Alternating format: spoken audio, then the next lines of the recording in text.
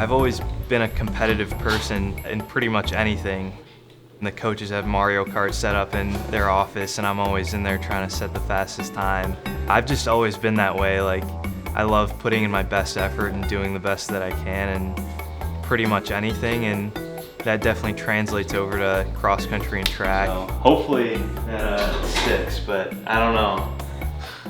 My recruiting process was a little weird. It came down to the choice of whether I wanted to be at a team where I would be one of the top guys right away, or go to a school like Michigan State where I would start at the bottom and have to work my way up. And I decided that if I wanted to be the best runner I could truly be, I wanted to go to a school where I would pretty much get my butt kicked the first year or two, but it would make me a lot better as a runner. We're looking for guys that want to, first and foremost, come to Michigan State to get a world-class education, and then secondarily, see how fast they can be. Andrew doesn't let how he feels or what's going on distract him, and you know you're going to get exactly his best effort every day. I started as a walk-on. I almost enjoyed starting at the bottom, like having guys ahead of me that like, oh, if I run with this guy in a workout, it means I'm pretty fit. And that just kept driving me, and by the end of like my second year, I was able to keep up with like John and Morgan and like maybe 1 or 2 workouts a year, and I was like, it's starting to get fun now. Missing a season definitely made me more appreciative of the time that I have left. The year definitely got off to a rocky start. Like in cross country, I had some pretty bad tendonitis in my feet. It wasn't how I wanted the season to go. Right after the first race in indoor, I just got super sick and I started running again and it didn't feel right. So I saw the doctors after indoor. They put me through a bunch of scans and stuff, and they had me see a cardiologist, and he pretty much said, it seems like there could be something up in your heart. Like, we're gonna shut you down until we figure this out.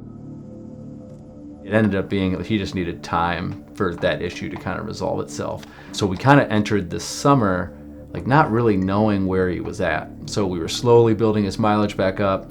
We weren't sure how he was really gonna handle really intense exercise. And so we entered that fall kind of unsure like what he was gonna look like. I definitely was more grateful to be out there running, and that made it a lot more fun. And I came into cross country and I was less focused on how well I was doing and more focused on just like having fun and going out there and competing with the guys. He started off really well. I think towards the end of the season, specifically the regional meet and heading into the national meet, that lack of the summer ended up showing. Like he wasn't just quite strong enough to do back-to-back 10Ks in 8 days. I went to nationals and I got my butt kicked in a good way, so it made me realize that the nation is full of talented teams and runners, and I kind of brought that back to our guys, and I think we can be good, but we have to be the best that we can possibly be to beat a lot of these other teams out here.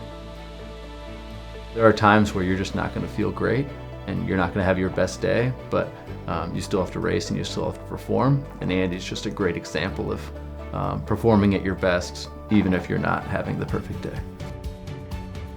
I love going to meets and having the best runners and the best teams in the nation to compete with. That always excites me a lot, is to be able to prove how good I am to others and to myself as well.